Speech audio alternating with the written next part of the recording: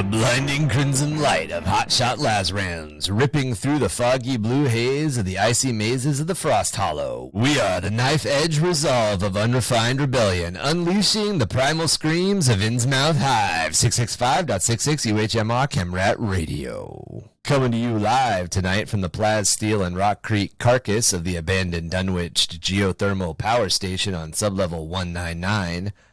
Why is it always got to be the most haunted-ass location in the Underhive that manages to keep the best signals during all of these razor ice buzz blizzards? I don't know. I didn't pick it this time. I know, it's me. It's all that fiber optic cable. just coiled the fuck up in the corner. Well, at least it also buys us a little bit of space from the hive pox outbreaks that are tearing through the outer district hab stacks. Nothing quite helps enforce quarantines like the unrestrained willingness to use plasma in haunted-ass buildings. I am your neon-drenched plasma freak Goblin King. Tonight, I am joined by our senior safety officer, as in he plans all of those green safety meetings. Kev. Hey, those safety meetings are important. Everybody's got to be briefed on the proper handling procedures of, Proper handling. Yeah. Proper handling procedures. And our special guest making it all the way down from Amityville Hive is Micah. Hello? Excuse me a second. Viper 34, transit 090, direct to platform Omega 28. If you divert again, Emotus will have your license and your head. Sorry. Work. Welcome to a special episode Under the Hive of Madness. We are back with the Tales from the Hive, but we only have one story today, and that is a story written by our guest Micah called Illusions in the Ice. However, before we dive into it, since we haven't done a community spotlight with you yet, we will do one in the future. Why don't you go ahead and let's get a little bit of an introduction. So the general questions we ask, we'll do like a Cliff Notes version, a Spark Notes version of them. So how did you get into Warhammer 40K? Okay. What led you here? So I fell into the trap that any nerdy high schooler with a new PC and a new Steam account did, and they got into Dawn of War. Yes, the tale is old as me. It is. And then from there, I found out played a few other games, but I didn't know this was a tabletop game until like 5 or 6 years later. And a buddy of mine, when I first moved out to Tucson, he saw me playing, I think it was Space Marine, on my laptop that I had hooked up to my TV, and he was like, "No way, you know about Warhammer?" And I was like, "Yeah, dude, it's a fun game." And he goes, "Oh, you are but a wee child. Come with me tomorrow. We will go to the Games Workshop store." Nice. So I dropped like $300 that day. Or the next day. Excellent. I got precisely as planned. I know, it was great. I got in the middle of 8th edition, got that Dark Imperium box, and from there it's just been a leech on my wallet and soul. As it should be. Should be. That Dark Imperium box is pretty special. Games Workshop is literally just all the Chaos Gods together. Yes. They are Chaos Undivided. They lure you in like Slanesh, but it's all planned like Sneech. And then you get mad because it's Khorne. Hey, we have some nice, pretty plastic models. Speaking and then of they Dark change your Imperium rules, and then you're really Khorne. Yeah. Speaking of that Dark Imperium box, my buddy who got me there, he only wanted to play Iron Hands. And he was like, "Hey, you can just have my Death Guard from this box." And I was like, "Oh, sweet. You don't want any money or anything? Nope, here you go." So that's how I started my Death Guard. That's awesome. 2 sets of Dark Imperium. That's super awesome. So, what is your favorite faction? And And I won't restrict you to 40K for this question. I'm kind of torn. I'm still going to go with the Stinky Boys, the 14th Legion. Just because I like the story, I like the tragedy of them, I like how they play in 9th with their plagues and contagions that they can spread. Plus their models are sick. I'm like a fan of body horror and like The Thing, and it's like, hey, there's a tentacle growing on this guy's face. Cool. Yeah, they definitely have very body horror-y models. Yeah. And it doesn't help This that dude's in a lab coat. that's my favorite Poxwalker. That's my Right? that He's and the guy literally in a the Kim doctor. suit. Yeah. He's my favorite Poxwalker. Was the lab coat. And I know you called it a gimp suit, but there's this like air tank hanging off the side, and all I can think is Scuba Steve. Scuba Steve. It's right there, man. Yeah. That and the Plague Marines are I love those guys. I painted up some a few months back and with some oil washes and some Nice. dry brushed armor colors, and they turned out really nice. And the next day, I finished them. The next day, I played Kill Team, and my champion got a double kill, shot a Orc Commando with his plasma pistol, and then slammed a dude with his power fist in the same like activation. So I That's was like, awesome. Yeah, I love Super me dope, man. Death Guard boys. So how did you get into? So you're a member of our community. You've been a member of our community for a long time. You've been a member of our community since pretty much episode 1, honestly. How did you get into? Well, and I guess I should specify. And you're also a member of our community who's into the writing side of it. So how did you get into writing? Like, have you always been into writing? Is this something that only came through Warhammer 40K or fantasy gaming? I would say I was into writing before I got into any fantasy gaming. What sort of? I would say like it started when my brother and I were playing Legos and like setting up battlefields and telling stories with each other about that sort of thing, and like making up our own characters. Like even though this clone trooper looks like Captain Rex, he's Captain so and so of this army, and that so sort of much stuff. of your story lines up with my story. I know, and I love it's it. great. I love it. There's a ridiculous amount of like Lego crossover to Legos. Warhammer 40K with all of us. Oh, It's Dawn of I'm War. sure. kind of crazy. Legos were just the best toy, and then it's like Legos are fantastic, and it here's does. a hobby. Go So ahead. my dad is moving from where they live now on the East Coast, probably back to the West Coast, and part of that has been going through and they've been on the East Coast for a while. And one of the questions that came across the like family chat the other day was like, legitimately, we have 100 pounds of Legos in 3 different totes. Which one of you children want them? And we pretty much were all like really deeply thought about it. I agonized over it and was basically like, I don't really, it'll just sit in my basement. Like literally it'll just sit in my basement. I'll never do anything with it. So I ended up passing on it because I'm like, just like find a family that really wants it and give it to them. But I'm actually kind of wondering now, because I've got a buddy whose son is just about to be like 4 years old. And I'm like, maybe I should take him and just like, here you go. here's 100 pounds of Legos, some of which, because it like literally my family, like I had the late 70s, early 80s Lego sets up until the like early 90s. So everything from Castle to like the Subnautica sets. And then my brother That was me. I started Yep. in between Castle and the underwater sets. Yeah, And you're talking the OG old school underwater sets. the old, where the it's old all school it's one. I all have yellow. those. All the blocks are yellow, and Yep. then there's the other team that has the like black and orange guys, and they're Yep. fighting over the silver crystals. Yep. One of my first like Christmas big sets was that big ass base, the huge like dome base with everything. And then they came out with the second underwater set, which was like the science based one. Yeah, the blue and orange ones. And well, that was the white ones. Yeah. Where everything looked like a Mars base at the bottom of the ocean. That was cool. I had the monorail from the original space set that was just called Space. Yeah. Before it was Space Police, it was just Space. Yeah. Then it became Space Police, and then it was Space Police 2. I remember Space Police 2. I had a couple sets from Space Police 2.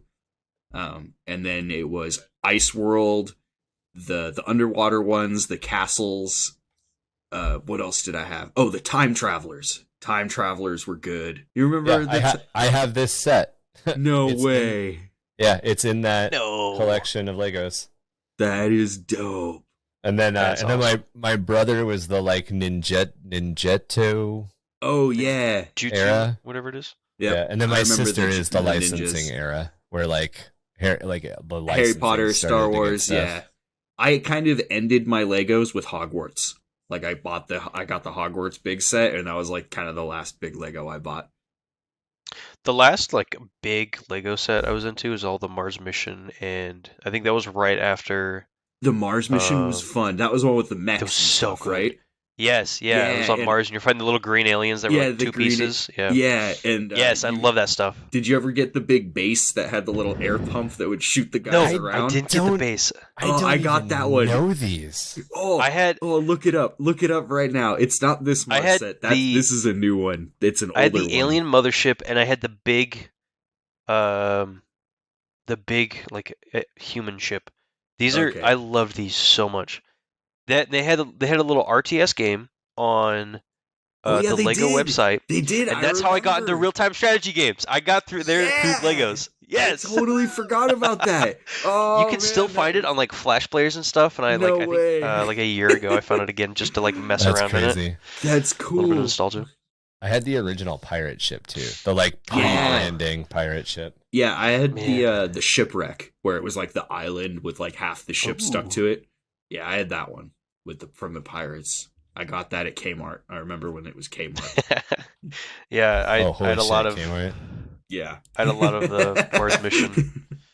Oh, dude, Kmart was the best Yeah, place this- to go. This Yeah. one right here. I Yeah, had That's this- awesome. Yeah, but like similar story to. Holy shit! Maybe I should maybe I should tell my dad I need all the Legos and just like I mean it would take forever, but just like repart all the kits out and like fucking list them on on eBay. Oh, yeah. For those audio listeners, Ryan just pulled up a eBay listing of the Lego pirate ship, Black Seas Barracuda. He was talking about. That's Yep. Going for like right about $3,500. Yeah, Yeah. So with I free got- shipping.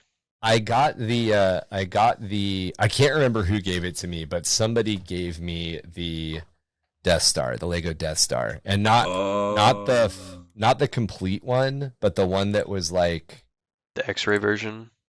yeah, the one that the second Death Star, where like chunks of it are missing and you can see the Yeah. internal structure.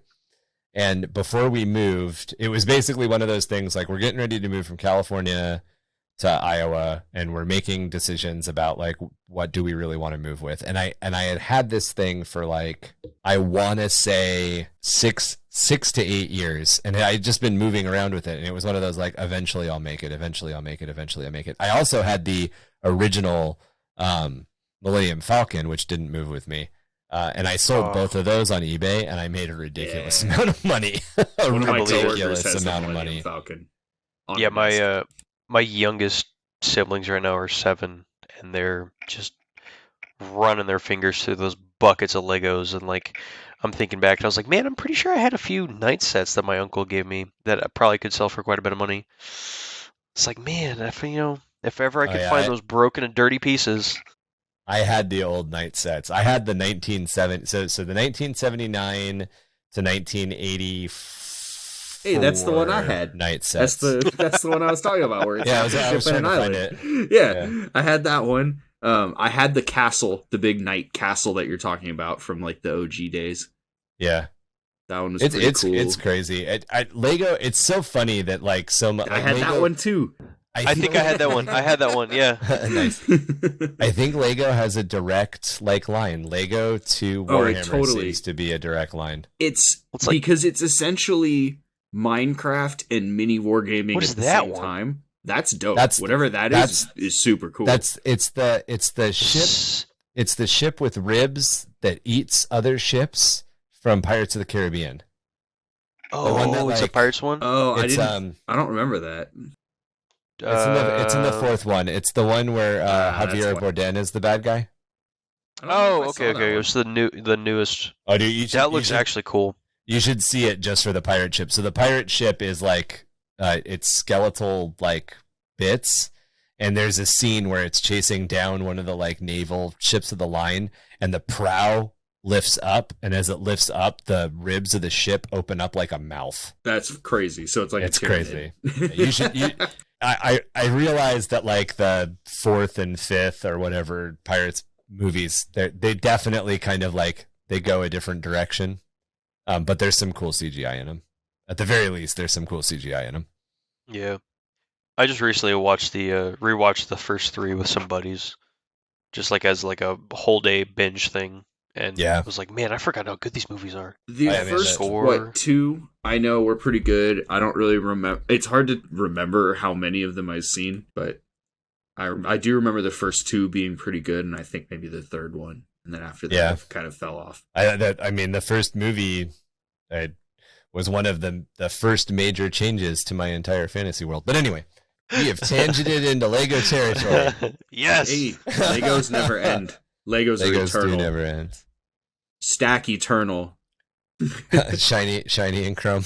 Shiny and square. Shiny and squares. It's all about those clear neon pieces. Yes. Oh man, dude, those were hot commodities. That was always what my Lego universe used as currency. So those were power, and you had to have a certain number of power in order to like to do so stuff. My brother and I had built rules around how big your vehicle could be and how many weapons your vehicle had. And it was all based on how many power pieces that you had. Mm-hmm, so when we would start playing, we legitimately put down a Navy household. So we legitimately put down a queen-sized Navy white sheet. You know, the one with the blue stripe down the side and the stenciling on the bottom. We put one of those down. I think our mom may have taken two like doubles and sewed them together because I don't think those come in queen. But we would put one of those down in one of the rooms on the floor, and we would dump out the entire Lego collection. And you just had this giant pile, and you would start going through it and grabbing the pieces you wanted because like the first day of our games, because our games would last for like weeks. Yeah, was build day. And we would pick through, and you would try to collect as many power pieces as possible. Mm-hmm. And that was like your draw. We would do dumb things where like we would arbitrarily draw a line down the center of the Legos and be like, everything on this side of the line's mine, and then like you'd fuck yourself because there'd be no good parts on your side. Yep, and then you'd fuck it up. Yeah, and then you'd have to trade for parts. Like, yo, dude, I want that ship wing. I have the other one. You want to give it to me for this other like tank piece? Yeah, and like no, like the entire point of what we're doing is building war machines to fight each other. But for some fucking reason, we're doing this like weird economy bullshit in the beginning. It's like we had a lot of fun. It's fun because it's fun. Yeah, memories. We did the same thing. It was always like we would take a bunch, or we'd take some of the what power or whatever we decided to call it for the game session, and we would take our initial starting portion, and then the rest of it we would stash later. And we wouldn't have access to it in the beginning, and like we had to lore build our escalation. So like you'd have to find, we'd build like mining machines and like exploration things to go out. Like once, so I always built like big sand ships. Like I would get all the ship pieces, and I would get all of the. We had decided that the living room was a desert.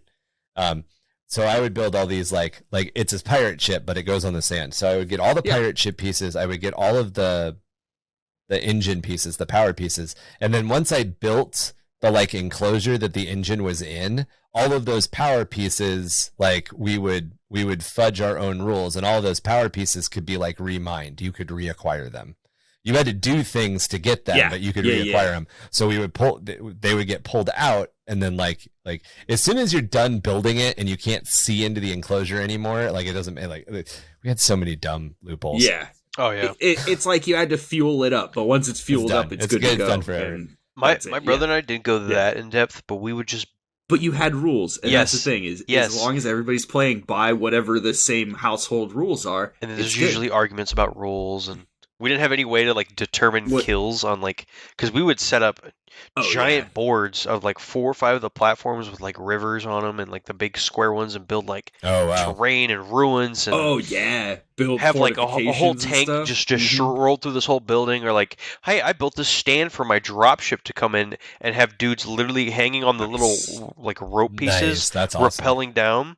And so we would like freeze it, but we'd also at the same time like, okay, the frontline dudes are actually shooting at each other. my clone trooper is going to shoot at your battle droid. He's dead. And he's like, no, he's not dead. I want that battle droid to live.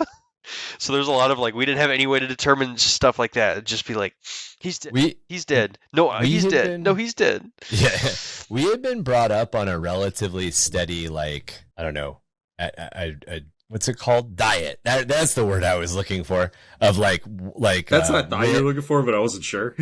Like risk and chess and all of that. Like it was important for my dad that we understood like tactical thinking, and it wasn't because like he was grooming us to like be master military minds. He was just teaching us how to like think and how to problem solve, essentially. So we had a really elaborate D6 system. Like everything was done with D6s, from damage to like movement, and like it kind of broke down with like vehicles and stuff, because it essentially, once you got to vehicles, as fast as you could move the vehicle was as fast as the vehicle could move. You couldn't pick up a ship or a tank and like walk it somewhere and put it down. You had to like crawl on the ground and push it. So if somebody build a flying vessel, they're moving faster because they can walk around the house. But yeah, we had a lot of rules. And then we built like towns and like permanent structures, but the majority of the terrain was just the house. Like, that's cool. We didn't like, if it didn't serve a purpose, we didn't use any of the big pieces to like build. Like we would use the big pieces to build buildings and stuff, and those would be like fortifications or your base or whatever. But like, that's a really cool element. I don't know why we never did that. We definitely drove tanks through each other's bases. Yes. Or I built a crazy fighter. He's going to strafe run your entire base and kill all your dudes. Well, and like the rule at one point became, if I can physically like ram my tank into the side of your fortification and your fortification falls apart and my tank goes through, I don't have to roll dice. Like it obviously works. So we did a certain number of that, but it was like there was a limit to how hard you could push it, you know, because obviously, you know, at a certain point, it's just going to go no matter what. It's going to collapse. Like there's nothing you can do about it. But see, we had gotten into that bad point, not that bad point. We had gotten into that extreme extra edge where like a lot of our focus became on making our walls impenetrable. So like you would ram the tank into the wall and the tank would fold on itself instead. And the wall was fine. And then I was like, you like start like double T reinforcing your fucking building 45-degree angles in there to increase the structure integrity. Right. And that's when you kind of realize, okay, the dice are important. Like the dice are needed because otherwise it becomes ridiculous. It's actually pretty fun. I love how like this is a big like shared experience in 40K. Yeah, we all just moved from Legos to video games to Warhammer, which is pretty much plastic Legos, but we can paint them ourselves too. Right. It's great. Another development in our Lego saga is when the Halo Mega Blocks first originally came out. We had we got a ton of sets for Christmas, like the Wraith, the Scorpion tank, the Ghosts, all the vehicles, and like all the Marines and Spartans. And we had like a huge Lego versus Mega Block, and we would keep them in separate buckets too. Interesting. So it's like, hey, build all your stuff out of Mega Blocks. I'm gonna build all my stuff out of Legos.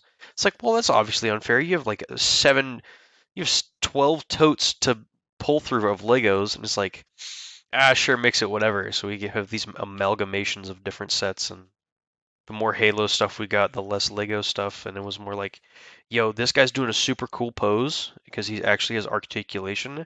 He's peeking behind cover.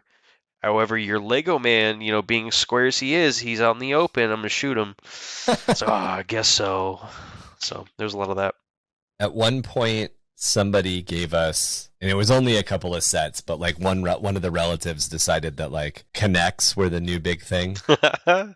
So we ended up with a bunch of connects, and what we ended up doing Connects are cool for different things. Yeah, what we ended up doing with connects is we ended up building replicas of real firearms and then figuring out how to use rubber bands to make incredibly complex rubber band guns, and then we ran around the house launching rubber bands at each other, which fun. Thrilled my mother.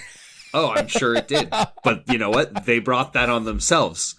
They gave the kids Yes, they enough. They gave the kids a plastic machine shop, and the kids built guns. Whoops! Like nobody saw that coming. We also built incredibly shitty power armor because, like, you could use connects to like Oh yeah, build motorized like things. things around your body. Oh yeah. Oh totally. We built fucking power gauntlets with drill fucking nonsense all the time. Yeah. It never stood up. Oh no, it broke on the first hit every time. My brother made a shield out of connects at one point, and like, and I'm sure it broke on the first, and they both broke on the first swing. I guarantee it. It shot plastic fucking everywhere. And the I had a whole connects phase of wouldn't break. Like they didn't break. They were designed really well. Whoever designed those, like, swear it was a mechanical engineer who designed those things. Guarantee it. Because they knew exactly how those things would fit together to be rigid, but then when you apply torque to them in a certain way, everything just falls apart.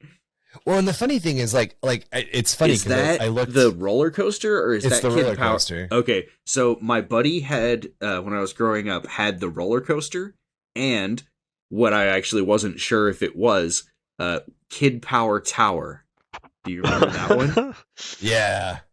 Is that Kid Power? No, that's the other roller. No, that's the other roller coaster. Yeah. So that's the roller coaster he had, I think, if I remember right. And then look up Kid Power Tower real quick, just so you guys get an idea. And I guess our listeners, if you're so inclined to look at this monstrosity of a Connect set. The thing, I'm not kidding, is like 4.5 feet tall. Is that holy shit? It would take like a day to put it together. Oh, okay. I have an interesting thing to bring up. Yeah, it's got a crane, and it's ridiculous. That's crazy. Okay, speaking of mechanical structures for kids and vehicles, I had my grandpa had a huge work trip to Germany, and he brought back with him a ton of sets of Rock and Bach. It's motor-powered machines that would push little balls around into the little factories that you could make, and that was the shit for the longest time. It was so cool. Yeah, there was a whole train. It would run all these little block systems, and they just like click into each other. You had a whole like factory setup where you drove your vehicles. You would take your vehicles to the yard. They would scoop up the ball, like that green one in that picture. They would scoop up the balls and throw them into the little dump truck in the back, and they'd drive up the machine to a little like intake thing, dump all the balls. It would sort them out because there's different sizes, and it would like sort them out into different things. Dude, it was so cool. That was like the shit for a while, and then this is the type of stuff that, like, if I find it in a thrift store, I buy it, and it ends up in my bits box, and it ends up being terrain later. Yes, because there's so many little bits in here that are just like, this basic like structuring. Yeah, it's like the basic structure of this looks like a bunch of steel. Yeah, it looks like a lattice or girdered steel beam. Yeah. These would be so useful in terrain. Oh yeah, scaffolding and whatever you want to use. That sounds These are neat. Such a cool like. Oh, I fucking love it. That thing has to still exist. I guarantee you it still exists. It's around. I think the company went bankrupt or something. Somebody's by now. But we had a bunch of Erector sets that I inherited from my dad. Erector sets turned into Connects. Yeah, I think at a certain point the Erector sets, because it was all like sharp metal. It was metal, and it became a safety hazard once things got chipped and. I didn't get Erector sets for that reason. Yeah, but we also had Lincoln Logs. Lincoln Logs are not really a thing. Yeah, I mean Lincoln Logs are cool when you didn't have anything better. I remember having Lincoln Logs at the same time as Lego, and I remember like using them for different reasons. I used Lincoln Logs to make terrain. Yeah, it was like a house, or like here's a log cabin over here. Yeah, your Lego guys are storming it. Right. We're taking this over. Holy shit! Lincoln Logs have even gotten crazy. Dang. But yeah, anyway. those Rock and Box sets, the platforms you could put on for your vehicles to drive on had the same like stud matching as Legos, and you could put stuff on top of them. So there was a whole like mix them together. Yeah, there was a whole time where my brother and I would mix. Like we built like a Lego. We built a whole like tower of stuff, and it's like, hey, put your Lego dudes on this rocket block loader. They're gonna just destroy this whole thing. They're coming. They're coming. They're coming, and it's like an actual motorized vehicle, and it's like it's weak motors, but it's like right. But it just moves drive on it its forward. Ha ha ha! I'm gonna smash your little barricade, and then it just falls over. Yeah. So okay, so that was a tangent, but so how did you get from making your own game, playing Legos into the short story side of it? And you're more of a fiction, like a short story fiction writer than a world builder, correct? Yes. Yeah. Okay. To answer your question, and that like whole Lego and like playing those games with my brother, we were just telling stories the whole time. Okay. And I didn't really do anything with it because I always thought it was cool. I'm like, maybe someday I could write it, a novel or a series about some cool sci-fi thing. And then I think it was high school, and I had some friends invite me to their like writing club, and I was like, oh my God, this is great. I'm gonna come every week for 2 years, and I'm gonna be the president at the end. And we would have little different projects each month where we'd all work on and discuss different topics and things. And that was like my thing for a while after I stopped playing sports. So that was like I would it was a Monday and Tuesday after school. I would go to my engineering like class. It was like engineering and architecture, STEM sort of stuff after school, and then every Wednesday and Friday I would stay. Or it was Wednesday I would stay for Writers Guild.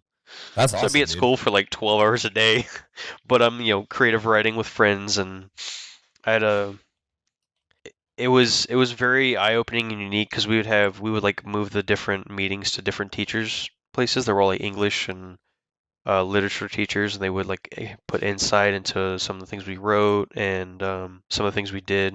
And we held a poetry night for just like the whole school. We advertised it. We had like I think over 100 people show up just to sit and listen, and we had probably that's a dope. good 15, 20 like little poetry pieces. That's cool, And man. and it would be because I was a weird high school where it was the rich preppy kids mixed in with the rednecks that drove their tractor to school. So seeing having both, a rich preppy kid whose mom drove him to school in a Tesla, and the kid that, has got a Ford that's barely on his last leg at the same table writing their poetry piece was like, that's actually kind of cool. This is something different. So That's awesome, dude. Yeah, that's a good perspective to have. Like, yeah, since then I've just been kind of writing short stories here and there. Like you said, I'm more of a short story writer than a world builder. Right. I don't. Maybe it's just because I haven't found a good way to do it. I've just not a fan of just writing stories. I like to tell many ones and like point of views of people. So like through the eyes of a person or through a setting or like the small thing that happens, and Like a vignette, try to essentially. yeah, almost, and just try to push as much like imagery and emotion and like cool things as I can as that I want to do in this. Because it's like you can throw so much stuff in a novel, Right. but then you have to like control whether how saturated it is with cool stuff, Well, in a lot of ways, and this is insight that I'm currently gaining because I'm trying to take a lot of the world building that I've been doing for 25 years and turn it into a novel. A lot of it is stringing short stories together. Yes, yeah. To bring a different tangent in, I've been listening through the Horus Heresy books again, and I'm on Fulgrim and I'm sorry. book 5. I know. I like it. I like Fulgrim. Still wasn't one of the better ones, but it was enjoyable. But it's like through the different point of views of each character, you can kind of get that little multiple strings of short stories. Right. And I think I tried writing a novel once in high school, just like whenever I had time to like throw some stuff on it, and it was from one character's point of view, and I got to a few major plot points in, and I was like, this is boring. I don't know how to do better. Yeah. Then again, I was still learning, so I could probably do something different now. but I guess I gotta find different characters now. Yeah. Well, and But that that's was where just something. the world building side comes into it. Yeah. I mean, like at some point, the people who wrote Friends sat down and built that world. Yeah, Like, absolutely. that world had to be constructed. So world building doesn't necessarily mean like, okay, we'll go out and create Warhammer 40k, or we'll go out and create fucking Dungeons and Dragons or Pathfinder. Like, you don't have to go to that level of it. But when you create those like those like world building treaties, and then you look at like how do these characters interact and why do they interact, and then you can come up with why to put the stories together. And hopefully, as we continue to do our creative writing episodes, hopefully everybody enjoys them. We'll keep diving into that different stuff. So, what's your favorite genre to write in? Spooky Dookies, obviously. There's a bit of accent on that one, but it's I guess to touch back on a subject you were just talking about is like I haven't found a good way to just crank out a setting and then develop stuff inside minorly. So when I came to you guys and I found you guys and I was like, oh hey, here's a setting I could play around with and like change a little bit, or like not really change it a little bit, but like play around with on a person to person level and like a spooky story level. I was Right. like, okay, cool. Let me write a little thing about a little ganger character running away from others and eventually, spoilers, Nurgle demons. But, um, I enjoyed that. And then it gets to like horror has always been, I'm like a fan of horror. So in high school, I was writing short little, like more like thriller short stories and this and this. And it was always a genre I was drawn to because of I can talk about the weird, the gross, the good, the bad, and the ugly all in the same story, and it not be scrutinized for, hey, you're the weird kid talking about dead people. Because it's Right. like, Right. if you say, oh, this is a sci-fi horror short story, everyone's like, oh, okay, cool. But you say, hey, I'm just writing about people dying, it's like, man, you good? You need some help? You need to talk to somebody? So, How did you find us, by the way? um, so a bit of a long story. I've been Okay. kind of a little bit. I can shorten it. I've been playing Warhammer for a while, 8th edition, and then ninth came out, and I got an assignment that I was going to be, not really assignment, but I got noticed that it was going to be a long distance work trip for 6 months. Okay. And on those 6 months, I was trying to devour like any content creators I could. I found a few friends out there, and we got a few games in with like books and protein cans and like water bottles as terrain. Right. And then I was watching a few other channels. They were new and like upcoming, and I saw like I followed them on Instagram, and I just see in the Instagram tag liked by Grimdark_gaming. I'm like, huh? Usually that shows up when you follow someone or you follow someone and they like something else. I don't follow these guys. What they're about, and I just see like all these posts of like Throwback Tuesdays and the podcast, like the art games you guys are playing, and I see, hey, podcast. I was like, sure, I've been looking for a good podcast. Let me give it a listen. And since then, I've just Discord link, cool. Let me jump in. Hell yeah, let me man. let me Nice. jump in. I don't think we've ever asked. I just laying it out there. I don't think we've ever asked how did you find us to anybody else. But I was just like I was piqued. I was like, how did you find us? It was one of those like Instagram stalking things almost that I Hell didn't even yeah. know you guys existed, and it just randomly showed up. Trust in the Okay. algorithm. Yes. That's right. The logarithm, not the algorithm. The logarithm. Yeah, the logarithm. I love it. All right. So with that being said, let's actually jump into your story. So you wrote us a horror story, and you set it in the shared universe, the Hive. Yes. And you kind of mentioned that you're attracted to the idea because we kind of laid out some basic ground rules. Have you, as a writer, have you enjoyed the community side of like, here's some stuff, let's mess around and create something together? Yes, actually. I know you and I have had a few talks on Discord. Oh yeah, you've I helped me know. write quite a bit, actually. Yeah, I know Marky's jumped in, Kevin's jumped in, and just asked different questions about the gangs and like how this works and structure. And I do like having a ton of different people's perspective on like, hey, I think this would be cool, and I'm like, oh, hey, I actually kind of like that idea too. Let's sort of work together to add this as like a shared liking into our shared universe. We've definitely enjoyed having you help us with stuff. And like Thank you, that's one thank of you. the things, from we talk about Cooperative Dan world Abnett. building.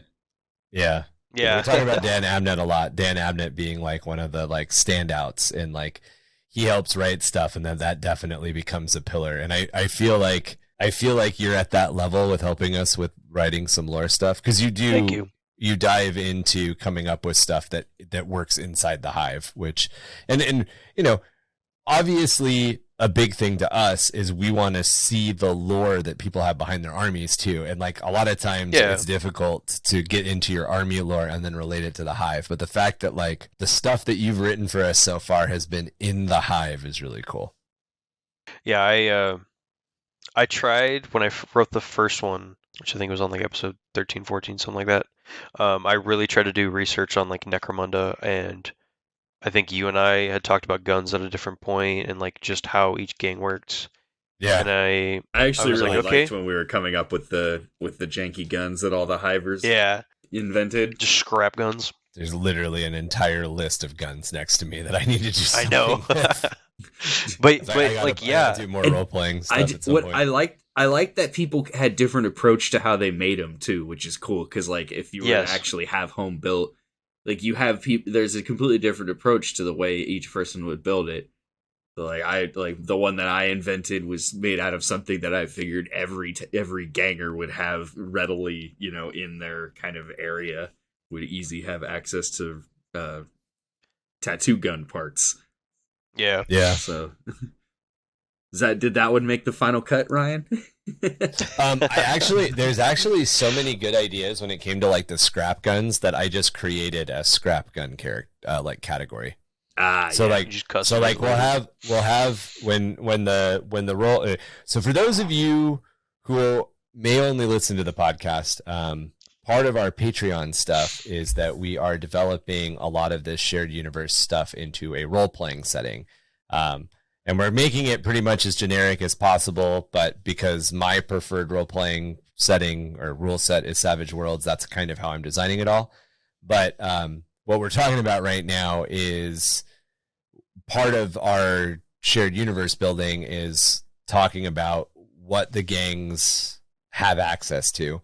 And there were a bunch of really good scrap guns that were brought up. Everything from like things that work like pipe rifles from Fallout to Kevin just said he came up with the idea of essentially like the components of a tattoo gun being used to make a firearm, because it would just repeatedly strike as long as you had it going, and then it would make this cool sound as it fired.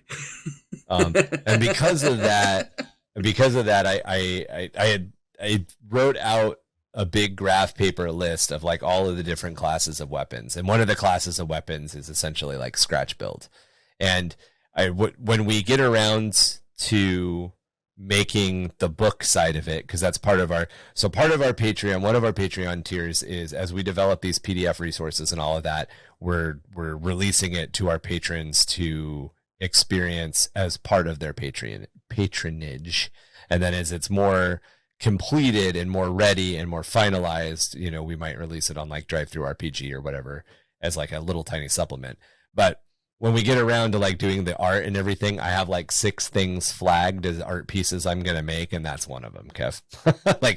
That's one of those things that'll just like, nice. Here's an example of what one of these might look like. So I feel like that would look really cool, especially if you can like get a cool like 3D model for it. Yeah. On the topic of this role-playing game, when I first heard of it and some of the early episodes you guys had talking about it, I was really piqued my interest of like, there's a setting I can play around with, I can write short stories about.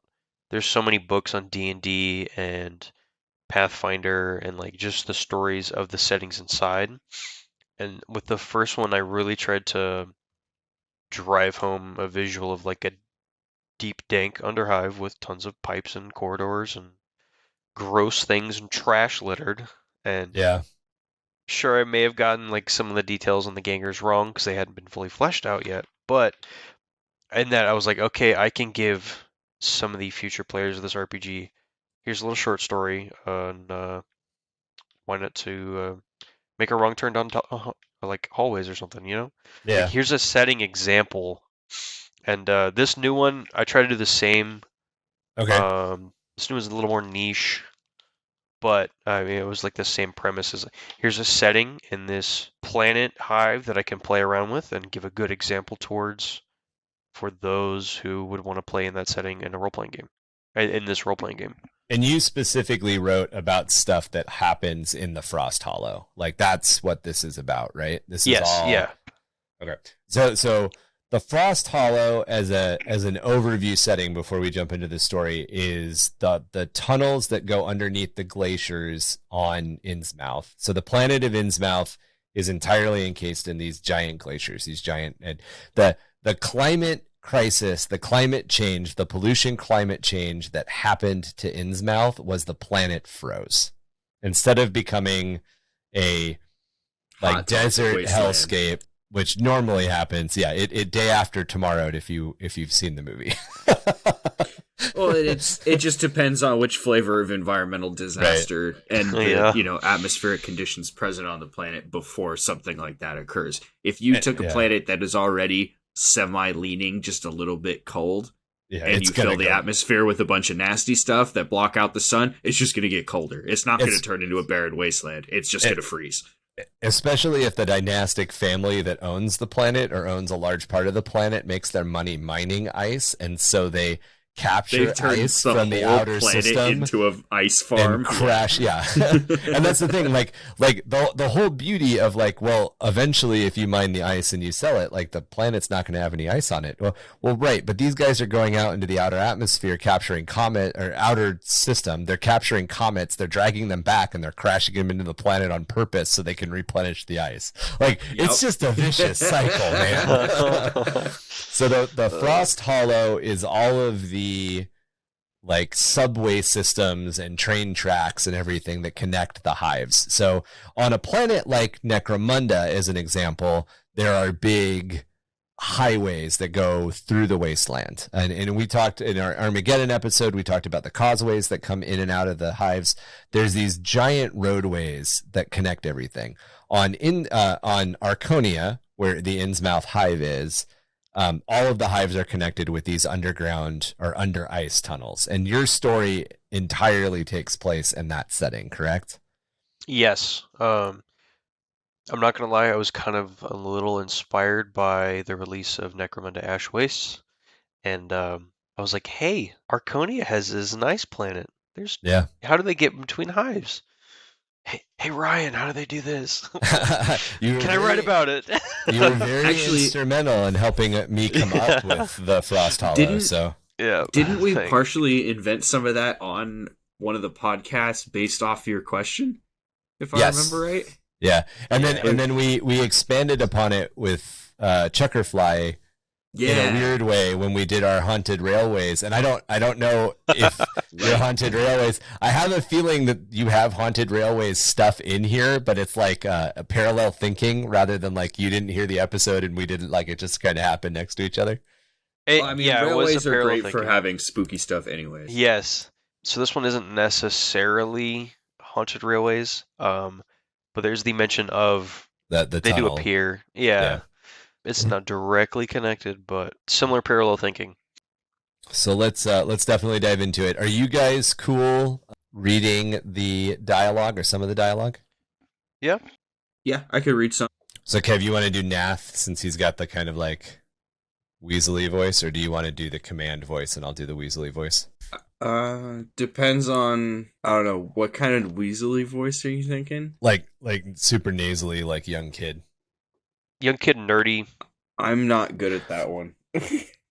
Yeah, guys, look over here. Look at my computer. God, I don't know if I'm good at that. I'm a goblin. Hey guys, Hey guys. Hey Look guys. at my shiny. Hey guys. Hey guys. I'm not good at that one. I had to force myself not to be that guy in high school. So. Yeah, I was a little the same way. I was the you got games on your phone kid for a while. I hated it, looking back. I don't even understand that reference. So oh my God, let me just go put myself in my own grave right now. okay, it's the Patreon special. In the current age, growing up, when you aren't the one with a nice, crazy, cool iPhone, and all your friends are, hey, you got games on your phone? Can I play a game on your phone real quick? I got you. And not knowing any better, yeah. I got you. I put two and two together because I have friends with young kids. Yeah. And I've definitely been asked by a little. I've been asked by a little kid like, hey, do you got any cool games on your phone? And I'm like, no, dude, I don't have fucking shit on my phone at all.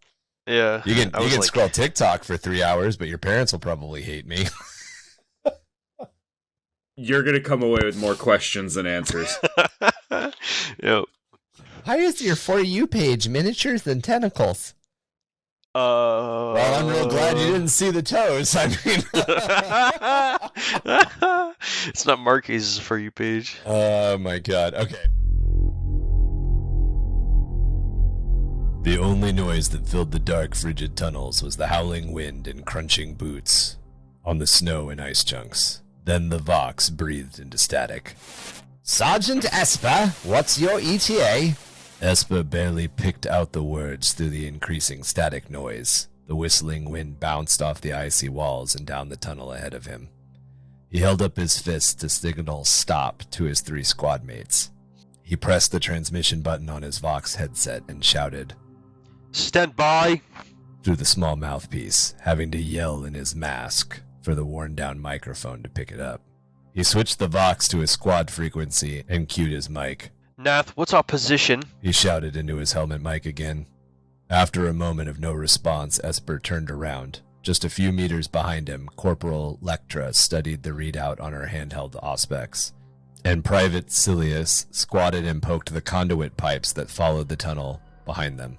Following up the squad was Private Nath, fiddling with the data slate, his autogun dangling from the sling around his neck. He looked up at Asper, rapped his knuckles against his helmet twice, and made a thumbs-down motion signaling bad Vox. Asper grumbled and spun his finger around in the air. "Rookies," he muttered to himself. He unclipped one side of his rebreather mask and let it dangle from his helmet. "What's our ETA to Station Theta 24? Commander's requesting an update." Fog billowed from his mouth in the freezing tunnel. Esper read a blank, 1,000-yard stare through Nath's goggles. After a moment of processing, Nath unclipped his mask and tapped a few times on his data slate. Well, we're about 3 minutes to the cavern, and the station resides in the lower half, so about 7 minutes. The late adolescent voice squeaked. "Copy." Asper moved to reclip his mask, and he looked back up the tunnel in the direction they had come from. A faint, unnerving feeling washed over him, tickling his nerves and making his hair stand on end. It was almost as if someone, or something, was following them. The dark ice tunnel hid things from them. He shook the feeling off and walked back to the point position of the squad, signaling for them to move out once again. "Command, Sergeant Asper, ETA 7 minutes to Station Theta 24. He relayed and picked up his pace again. After a minute of Vox silence, static filled his ears, just with snippets of words. Sarge, broke, game. After the static cleared, he voiced, ETA 7 Mike. Loudly into his mouthpiece, enunciating every syllable slowly. The radio relays that had been placed along the tunnel should not be interfering with the comms, but they somehow refused to relay the signal. There was no response. The cramped ice tunnel they had been traversing was about 5 meters tall and only a few meters wide. The ice had been carved out using primitive hand mining tools, but then cleaned up using mining drills and lasers. Every now and then, pickaxe marks that were too deep broke the consistent, smooth, and shimmering walls. Along the right-hand side of the tunnel, a multitude of conduits ran down toward the station, each pipe snaking into one another, some stapled or anchored into the wall. As Asper and his squad had continued, the walls deviated from the clean laser cut to rough walls, pockmarked with pickaxes and shovel cuts. The conduit lay splayed across the floor, the squad having to step in between the metal pipes or risk tripping. A large gust of wind billowed from the surface, causing the squad to shiver in their cold weather coats. Contact left! Silius shouted over the squad's frequency, firing 2 shots of his las rifle into the ice tunnel wall. Shards of ice and water droplets flew everywhere, the little shards plinking off their flak armor and cutting the surface of their coats. The only thing in the wall was 2 melting las rifle holes. Silas! Asper shouted as he lowered his own auto rifle, letting it dangle from the sling. Silas stood, pointing at the ice, ready to fire again, visibly shaken and gripped with fear. Asper put a hand on Silas's rifle and slowly lowered it. Throne, it's just the ice, he said gently. Silas looked at him nervous and pale, as if he had seen a ghost. Asper nodded and turned back. The ice is playing tricks on you. Calm your nerves and check your safeties, he said over the frequency. He wanted to say your prayers, but these were not during his Arkonian PDF days. He grabbed his rifle again and continued to trudge along. Nath says we should be at the cavern after this bend, Lectra voxed. Esper just kept trudging. He rounded the bend, rifle up, flashlight scanning the dark tunnel. He kept walking forward and froze. Just at the edge of his light, he could have sworn there was a pair of red eyes just looking at him. Fear tingled down his spine, but Esper slowly stepped forward. Sarge? Lectra voxed. You good? His light washed over where he thought the eyes were. Nothing was there. Esper took a deep breath and responded. Yeah, just the shadows playing tricks on me eyes. Did it have eyes? Celia squeaked. Aye. Esper responded and stepped forward through the bend. The cavern was massive. Spanning at least 50 meters wide and twice as tall, the cave bore home to many ice stalactites and stalagmites, and a multitude of other formations formed from repeated melting and refreezing. The tunnel opened into a large plasteel platform, half covered in ice and snow, but surrounded by guardrails. Thin icicles sprouted from the metal and supports, like little twinkling daggers. As the squad entered the cavern, they all fanned out, their boots clinking on the cold steel and crunching the ice. Silius stepped on a patch of ice and slid forward before grabbing the frozen guardrail to balance himself. His glove almost stuck to it before he could pull away. Nath signaled to Esper and unclipped his mask. Esper did as well. Lectra and Silius stood behind them curiously. Look down there. Nath said excitedly. There's the station. At the bottom of the far side lay the target station, Theta 24. It was a small complex consisting of 3 square buildings and a triangle formation with crew pipes connecting each. The largest of the 3 had multiple antennae, and Asper could see the conduit trails connecting to the side of the building. Let's follow the conduit then, he said and clipped his mask back on. He started towards the ramp down the right side of the cavern that the conduit followed towards the station. Only a simple chain held up by poles every few meters was the only safety line between them and a hefty drop out onto a sea of ice spears. After a moment, Silius still stood on the platform, staring up into the sea of ice stalactites. It looks like the pics they take of stars, he murmured. Asper heard the knock of knuckles on helmet, and Silius groaned. All right, I'm moving. About halfway to the station, the squad had to squeeze by a large stalactite that had fallen and crushed most of the path. It had only pierced a few of the conduit pipes, their exposed wires splayed out like little copper flowers and blades of grass. You think this is the reason the comm is out, Sarge? Lectra asked after squeezing through. Doubt it. Only a few were bust, he replied. He stopped to wait for Silius and Nath to squeeze through. Something feels off about this place, he murmured over the vox. We've received any intel on why we're investigating? Lectra pried. Any fragging glass eater or jays to put holes into? Negative. So what's caused this outage? Esper shrugged and watched as Nath crawled through the squeeze just after Silius. We should have been able to tap into their vox emitters in the tunnel, but they've been dead silent. Nath added. They should be transmitting a weak pulse on the 29 series frequencies. Nerd. Lectra scoffed, Whatever happened, be ready for anything. said Asper as he turned around. The squad moved in silence the rest of the way down the ramp. They passed more broken chain links and a few minor ice stalactites that had fallen and impaled the ground.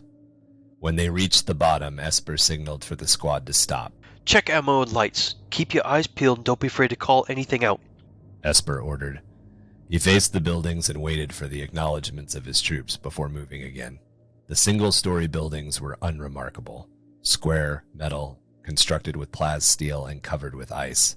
Small spotlights hung by each corner, and a few over each door. All were dark.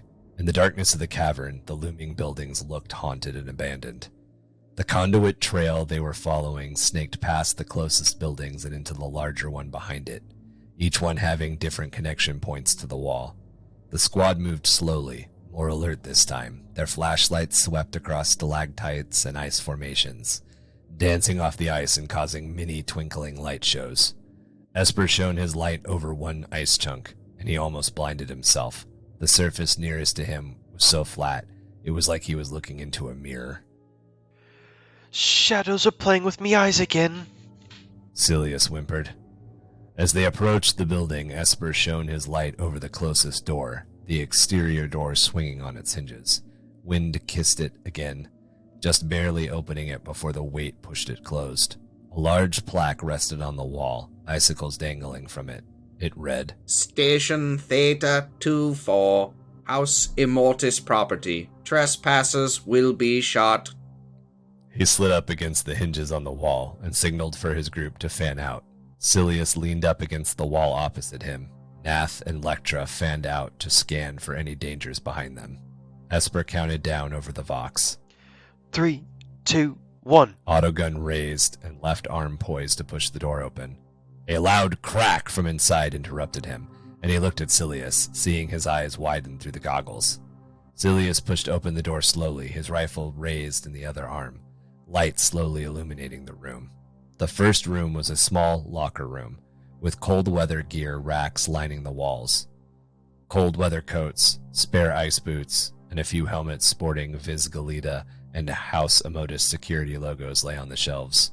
Some vacant spots were placed where gear should have been, ice dust gathering in the empty space, being blown in from the cracked door. The four packed into the small gear room, Nath latching the door behind him. The ground rumbled, not an earthquake, but just enough for the helmets and gear to rattle ever so slightly on their racks. Train, Whispered Nath after he unclipped his rebreather mask. Opening. Said Asper as he opened the main door and swung his rifle down the hallway. His flashlight danced across the damaged hallway, casting shadows into the already dark expanse. Exposed cables dangled from the ceiling, access panels bent sideways and stuck out at odd angles. Some lay on the floor, and objects cluttered the floor along the hallway. Long cuts ran through some of the cast-down plasteel plates and walls, like scissors had cut paper. In the middle of the hallway, a large blood streak ran down and into the far left room, the flashlight glistening off the recently spilled liquid. Careful. Esper whispered as he stepped from the blood. Stay sharp. The first body they found lay shredded in a pool of blood, next to the second, in front of the tunnel access door to the second building. Both looked like they had been deeply cut over their torsos and faces, 100 times over, if not more. Their faces were no longer recognizable, shredded just like their uniforms and armor chunks, pieces sticking to the floor as if glued down by the drying and freezing blood crystals. Not a single ID tag lay around the neck of either body. Silius almost puked. Nath expressed disgust and turned away to try and get the access door open. Lectra gave the bodies hardly a glare and still looked around. The rest of the rooms down the hallway were inconspicuous of any detail of the unknown attacker. Storage rooms lay untouched, their contents left exactly where their owners had left them. A horrible feeling filled his gut, one of dread, horror, and fear. Deep down, Esper knew that only one creature on Arkonia could mutilate a body like this. Asper cautiously patted down the side of the bodies, checking pockets for ID cards or anything that would help identify who they were. The only reason he could tell they were Imodus personnel was by the dark navy blue color of their uniforms. If this was an Imodus and Galita property, why are we here? Asked Electra, as she disgruntledly kicked around some fallen pieces of wall frame. Galita was busy with the glass eaters. Nath mumbled as he was inspecting wires from a control panel. Don't know about Imodus. Squids are probably too lazy to do their own dirty work, like always. Electra grumbled. Emotus requested our aid through the VG. Replied Esper. Likelihood is they're tied up with the Glass Eater riots or manning is too thin. All Galita wanted was for us to scout out the station and try to fix this outage. Or they're acting like Grox lovers. Electra tossed back as she looked down another hallway. While Esper had been inspecting the bodies, Silius had turned his interest to the closet door behind him. He hit the dead control panel a few times with the butt of his rifle, loud clunks echoing down the empty plasteel building. After a few hits, the door whooshed open, bringing in a gust of frigid wind. Silius stepped back and raised his rifle into the dark room. After a moment, he said, Sarge, you better come look at this. Esper moved behind him, swinging his rifle into the room to illuminate it as Silius ran into the hall and began to retch into a corner. A massive hole had been torn into the ceiling. The edges were curled metal, as if it had been torn open by a set of razor-sharp claws, the same markings that had been made along the walls. Blood lay spattered all over the wall, as if flicked or tossed on it by a paintbrush. A pool of red, oily liquid lay in the center of the room, the edges near the wall drying. Strips and chunks of flesh lay scattered around, jagged fingernails of ice starting to take hold on the corners of the pieces and freeze the flayed meat. Esper recognized half a nose laying in the blood, alongside a cleanly cut-off ear. The head of the body was so badly mutilated that the chunks of skull and bone lay mixed into the gore, some splattered on the wall behind it. Sarge, Electra whispered from behind her. That's the Marshal. Esper glanced over the cadaver's torn black shirt and just barely hanging on one side the gold badge of the Minotaurum Marshal. He patted the body down quickly, slipping the arc revolver that lay in the Marshal's open hand into his belt and ripping the badge off the shirt. As he reached into one of the pants pockets to inspect a small plastic item, a noise from the open hole in the roof caught his attention. Just ever so slightly, the tapping sound of nails on metal danced into the storage room. Esper quickly grabbed the item from the Marshal's pocket and slipped it into his own. He backed up rapidly, swinging his rifle toward the gaping hole. Lecter saw him move and had hers already pointed there. Nath, you better have that door open, Esper said sternly as he backed out of the room. As slow as the cold crystallized and froze the water and blood, a single pair of blood-crimson eyes peered over the edge of the hole and into the room, directly into Esper's soul. Just a few minutes, Sarge. Nath replied in a cool manner. Looks like the cogitator's toast. No door ASAP. Esper almost shouted as he and Lectra backed down the hallway. Silius watched them from the opposite side, eyes wide and rifle lowered. The owner of the crimson eyes slid a long, slender, razor-like claw over the edge, slowly followed by two more. Silas, behind me now, Esper commanded. Silas ran behind the two veterans, almost tripping over the bodies to stand next to where Nath was. Almost got the door. Nath shouted, now realizing the urgency of the situation. Esper and Lectra slowly backed down the hallway towards the door, waiting for this monster to reveal itself.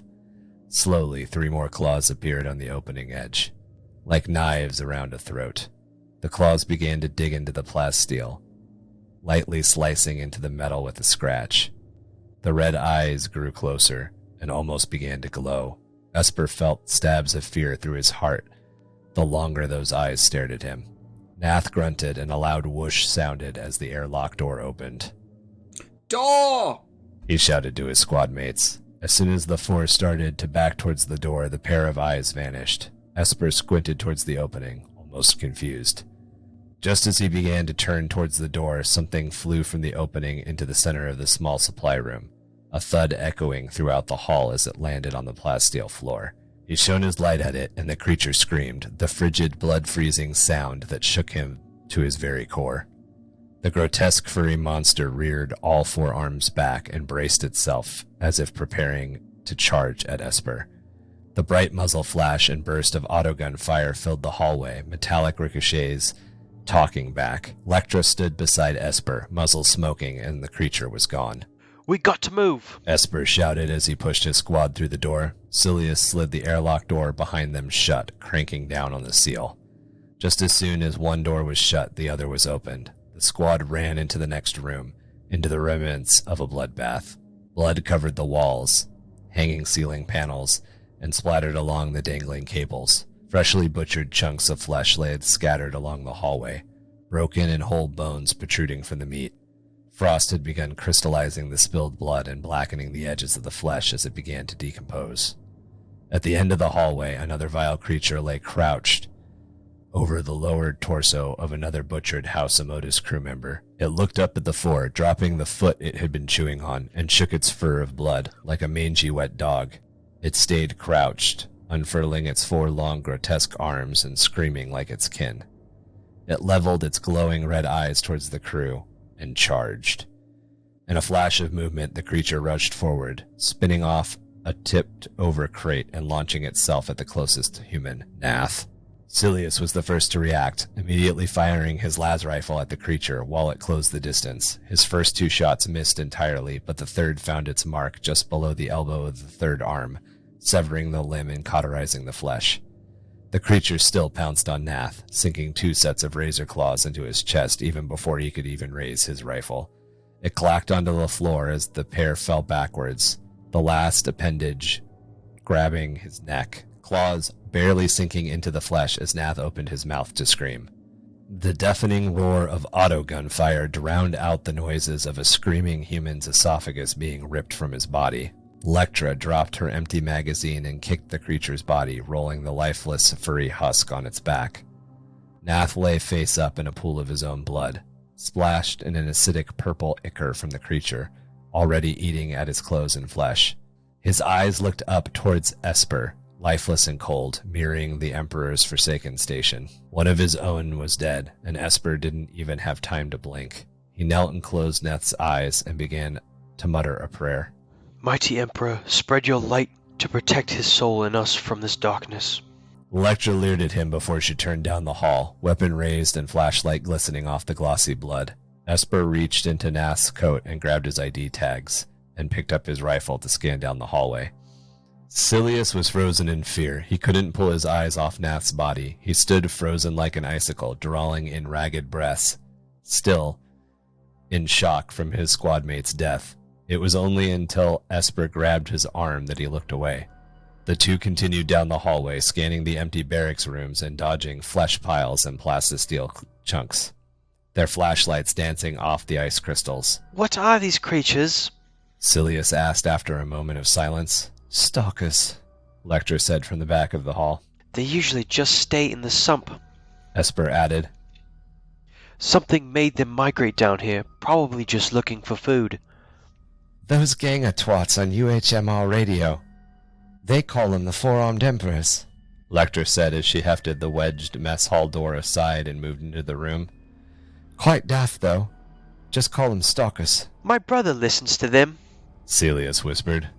Before the fragging glass eaters. Esper opened his mouth to respond as he followed, but was interrupted by Lectra. Sarge, there's another body back here. The body was under the last of the 3 mess tables. Instead of being brutally butchered like the others, a stub pistol lay next to the side of its head. Fresh blood and brain matter lay splayed across the floor and under the table, more slowly oozing from the cadaver as the temperature took. Poor bloke shot himself, Lectra muttered. Guess this was the gunshot we heard earlier. As Esper bent down to inspect the body, a scream echoed from down the hallway. The trio looked back to the door, weapons raised. A singular stalker crawled down the hall, stopping in the doorway and peering at the 3 with long rodent-like snout upturned, sniffing the air. Silius immediately shot the creature. The first 2 landed on the stalker's torso, the third missed, and the fourth landed square in the creature's forehead. The creature flopped over, and Silius rushed to the body, putting 2 more shots into its head before it could get up. He raised his rifle down the hallway and fired a few more times, the red las rifle shots illuminating the dark hallway for brief seconds. 2 more running away! he shouted as he chased them down the hallway. Frag it, Silas, wait! Esper shouted as he chased after the private. Esper watched as Silas turned down the corner at the end of the hallway, and the sounds and bright red flashes of las fire blinked down the corridor. Esper tore out of the mess hall, Lectra immediately on his heels. They both rounded the corner and almost tripped over another stalker's corpse. More flashes of red filled the hallway ahead, silhouetting Silas as he ran down the access tunnel into the largest of the buildings. This is for Nath, you fragging beasts!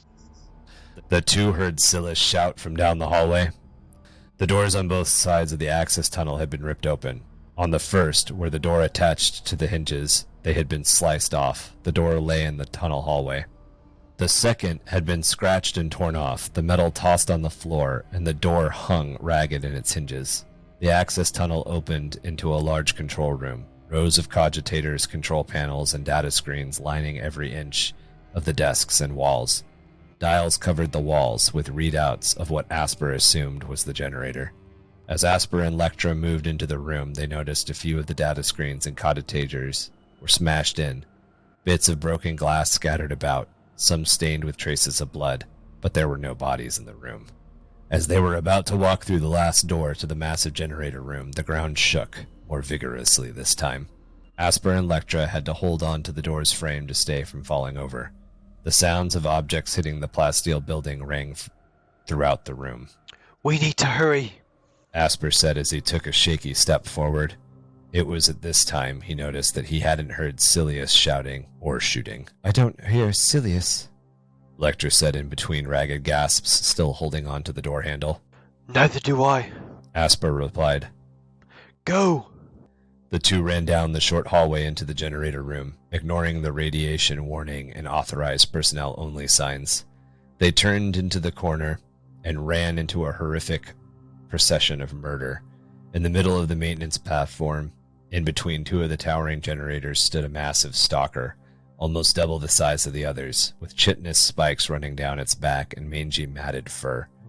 In the mange spots, an almost purple skin peeked through, and purple ichor leaked from a las rifle shot that had grazed its abdomen.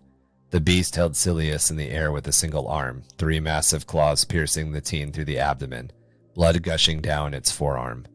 Other stalkers lay perched around the room, waiting for the opportunity to pounce on fresh meat. Some lay dangling off of the rafters or on all arms around the beast.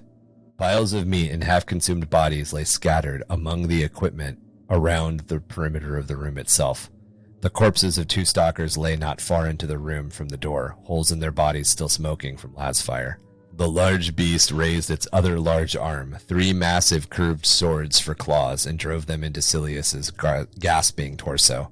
The beast roared as it pulled its arms apart, primal and guttural roar that shook fear into every molecule of Asper's body.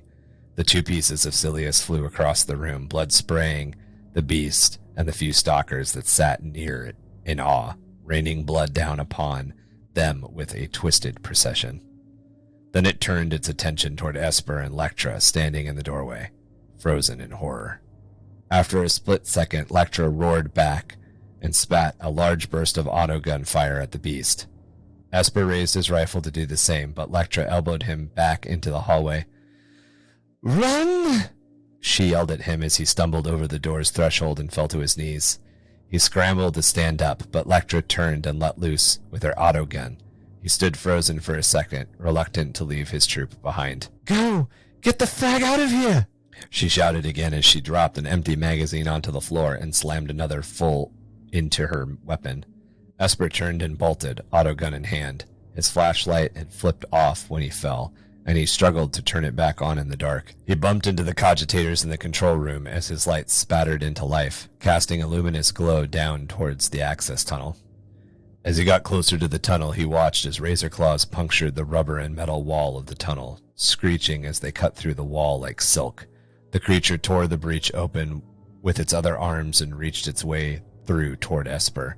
It couldn't fit all the way through the gap, but just enough to extend its torso into the hallway and try to reach for prey. He skidded to a halt just before the stalker and raised his autogun. He let loose a burst, aiming for the creature's chest. Muzzle flashes illuminating the tunnel in the areas where his broken flashlight didn't reach.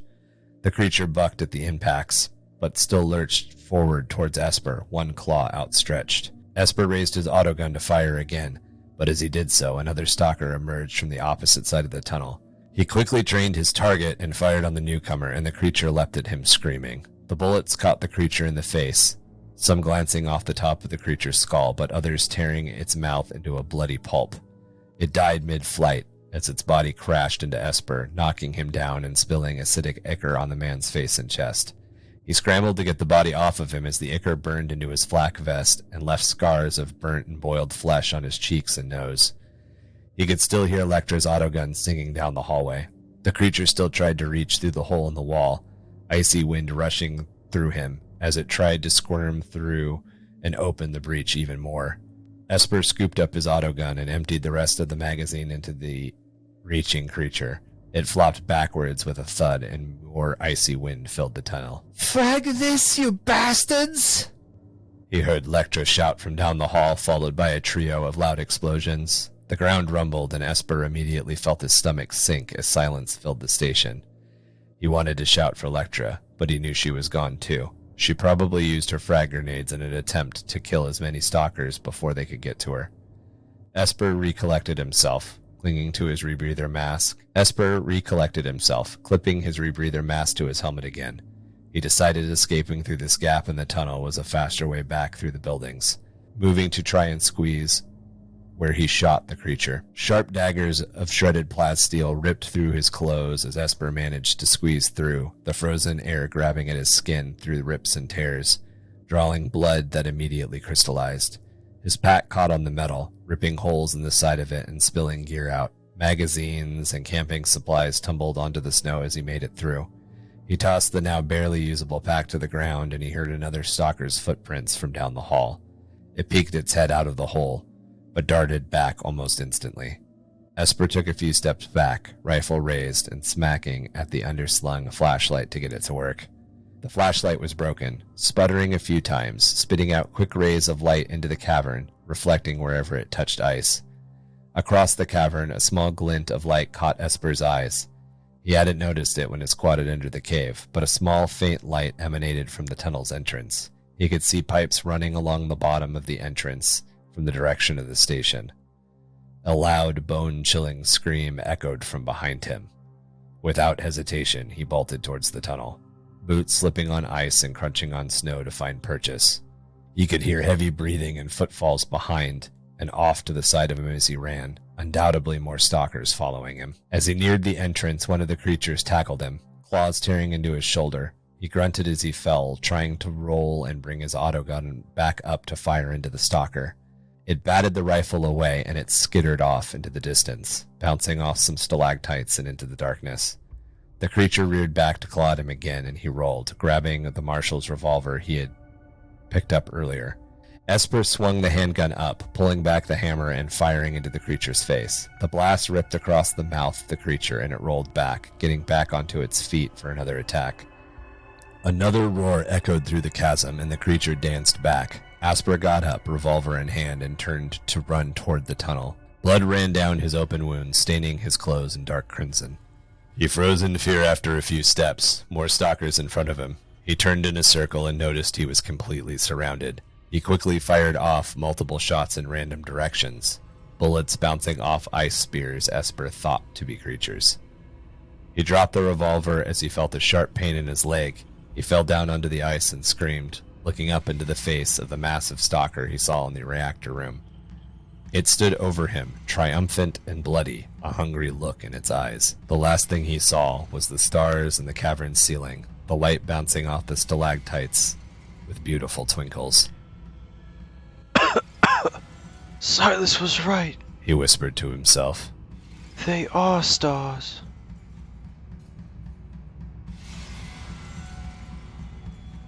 So holy fuck, everybody died. Yeah. Yeah. Yeah. When I was trying to edit this and finish it up, I realized that I didn't write as much of a horror story as I wrote like a slasher fic. So. Well, I mean, splatterpunk is a genre of horror, so. Yeah. I got a couple of questions. Okay. The first one is, so are all of these, wow, Kev, what's your gang called? The Auxilia? Are all of these Auxilia? Auxilia characters? Yes, and Okay. I'm realizing now I didn't explicitly say it. But they move like a Unless I missed unit, and it's obvious that they're not. If you're aware Professional. that the gang exists, Yeah. then Yeah. it's you can kind of put the pieces together. Like I was able Right. to guess that, from the fact that they're a squad, they have a radio, they have command, but Yeah. they're not PDF or guard, which puts them, in some kind of organized, and starting from most organized on our hive, then gotta start with the Auxilia. Yeah. Well, we know that they're not House of Modus Guard, and we know that they're not Visigalita, so they're not Right. Arbides level. Yeah. So yeah, it was and then Esper has. So I definitely got a couple of things. Esper definitely has a background as PDF. Yep. And Lectra definitely came from the gangs because she Yes. pretty much had a very underhive attitude to a bunch of stuff. Yes. That was very Okay. intentional. I also wanted to add, I just forgot, never got around to it. Maybe more towards like a scoff from Lectra to Asper when he prayed for Nath. Oh, it came across. Yeah, I know. I mentioned mean- she leered at him, but it wasn't. I remember when I originally wrote it, I wanted to include more emphasis on like, hey, they aren't as as religious, So Right. He's the person that was indoctrinated into the imperial cult, yes, so absolutely. to speak. There was something. One of the other characters did or said something at one point that made me think they were also like not quite. So both Silius and Nath are up. They're new recruits. Yes. Or not new recruits, but they're young. This is their first time doing anything. Yes. Okay. I intentionally tried to write them as more of Silius more towards the new rookie. He's kind of the more like naive character. And Yeah. Nath was more of the yeah. Yeah, Silius super naive, doesn't know a lot, doesn't think with his head as much, and Nath more of the new recruit, but still nerdy and like trained in tech and radio equipment, Right. stuff like that. Right. All right. So on to the Stalkers, which I think is a great name, by the way. Thank you. So the four-armed emperors. So you've got two different sizes, and I'm wondering if the implication is that is a patriarch. Yes, Okay. that was my implication, Nice. intention. Patriarch, either or. I'm trying to remember back to my lore episodes of the Gene Stealers. Either that or like Broodlord. Broodlord. Yeah. Yeah. Broodlord. But that was Yeah, my intention.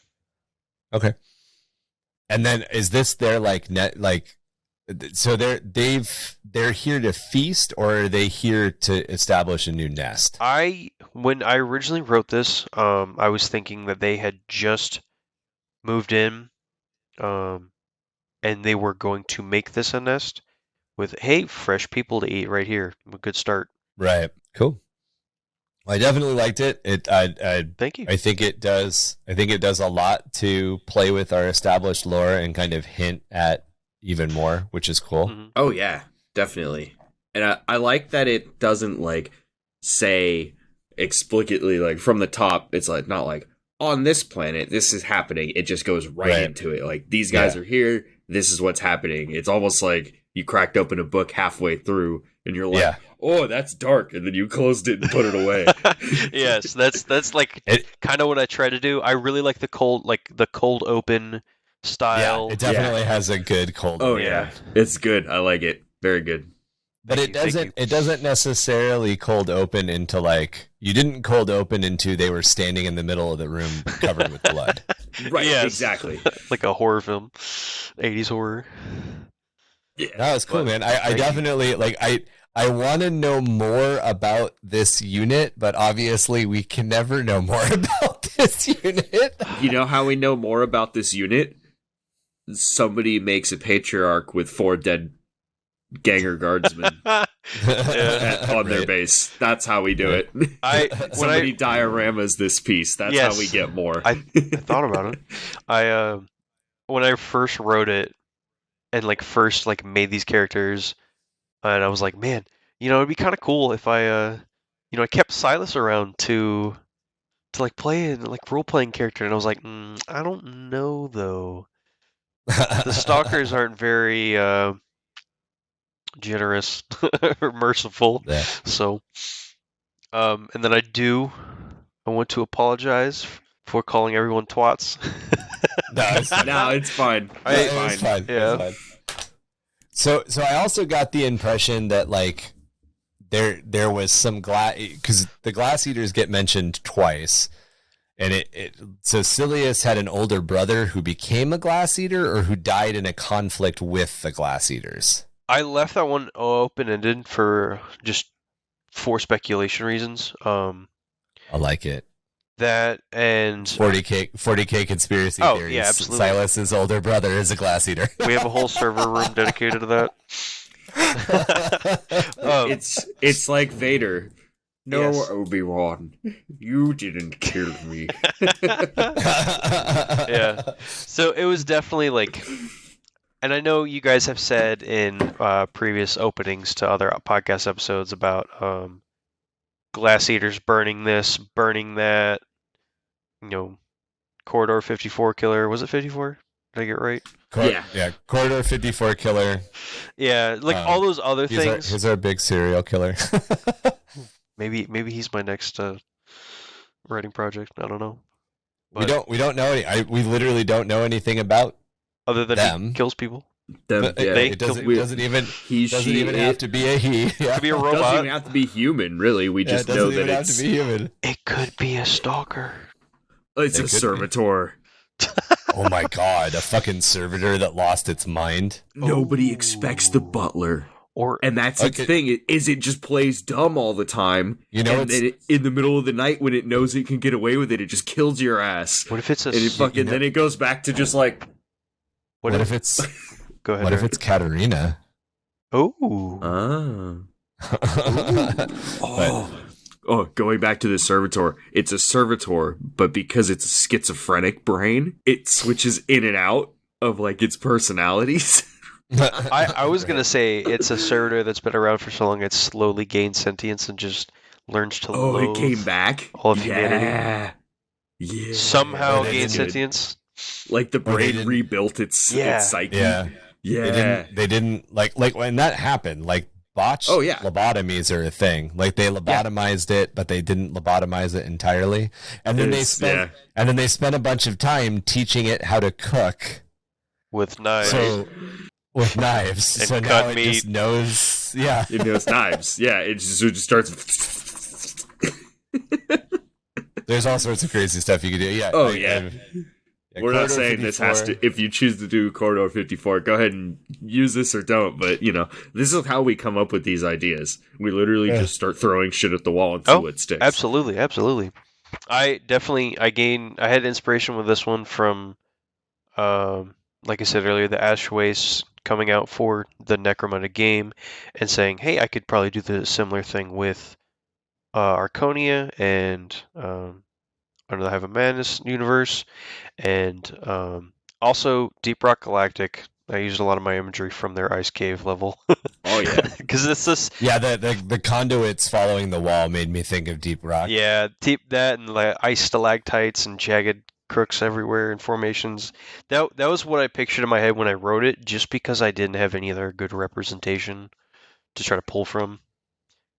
I mean, you could build a big Hoth-like structure, but I wanted this to be more of a natural cave with, continuous freezing and was it melting and refreezing? So yeah. Well, but the Imperium at some point, either the Imperium or the Mechanicus found this cave, and we're like, this is a good place for a generator, and they dropped a generator there. Yeah. And like it probably powers a portion of the train tracks or whatever. Mm-hmm. Or it's like Yeah. a repeater station. And we talked about the idea that there's these places along the tracks that like have to be checked every once in a while because they just go dark and no one knows why. And it'll be, forever in between check-ins. And And be this like, is oh, now go one of take the monthly scheduled food and maintenance supplies out to subsector 747-904.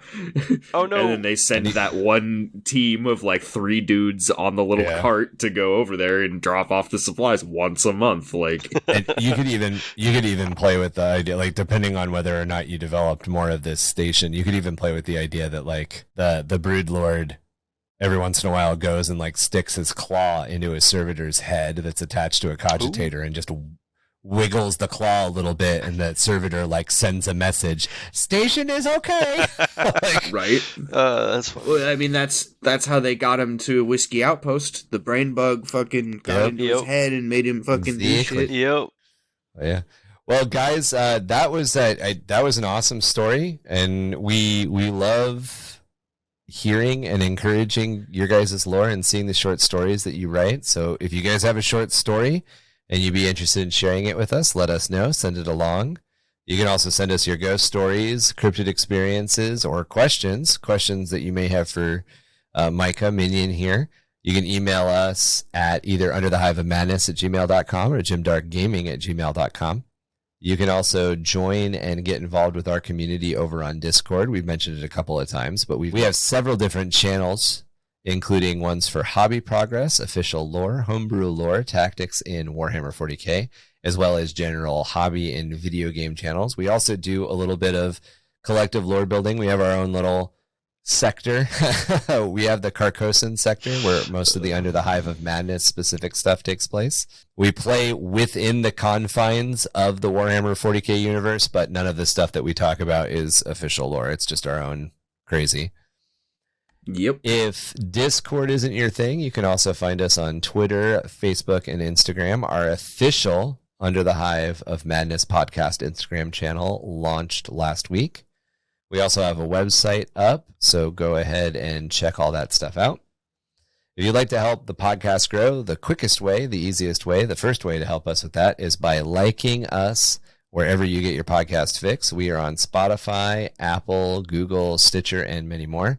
Go ahead and give us those likes, those reviews, those star ratings, and let us know that 5 stars. give us the best rating you can give. All the stars. Yeah. Yes, all the stars. If you want to get involved, you know what? I'm being really rude. Micah, would you like to pimp your stuff before I finish out the episode entirely? The only thing I really post on is my Instagram. I try to post as many hobby updates there as possible. It's rowboat.hobbies. The rowboat is spelled ROE boat, and then .hobbies. So play on names. And we'll drop all of the spellings for everything we've mentioned already down in the show notes. Thank you, Ryan. Yep. If you're interested in paying the Imperial Tithe. Interested? It's mandatory. Or wish to donate money to the Chaos Gods. Right. The other way to help our podcast grow is to find us over on Patreon. That's www.patreon.com/underthehiveofmadness. All Patreon members get access to video versions of our podcast with minimal editing about a day early. We usually also have about an hour. Well, the last 2 episodes, we've had an hour of extra content at the beginning, so it's a great time to join. But there's usually about 30 minutes of extra content that's Patreon exclusive. You can also see a lot of the different things that we've been working on as far as role-playing resources and artwork. Plus, you get access to our quarterly painting contest. All right, boys. Well, the unforgiving, spicy Dimacarion wings that Kevin ordered from us, I'm not really sure how he got a servitor to come all the way down here. Seem to be playing Mary Hob with my insides. You're welcome.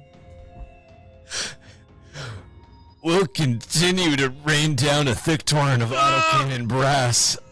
Oh, God. While we try and trace our lines of truth all the way from the spire to the It sump. burns. You talking about the sump? I think I know what you mean. This is 665.66 UHM Chemrat Radio. Keep those Vox dials locked in here. Same ratty frequency, same ratty ass attitude. Remember, kids, when you're walking down the ice caves at night and you see a pair of eyes staring back from that ice wall, that's not your reflection. That could be a four-armed emperor. Does it stare motherfuckerly? Always. Read a book. Dude, we haven't done read a book in forever. You know if you read the book. Throwback. Read a fucking book.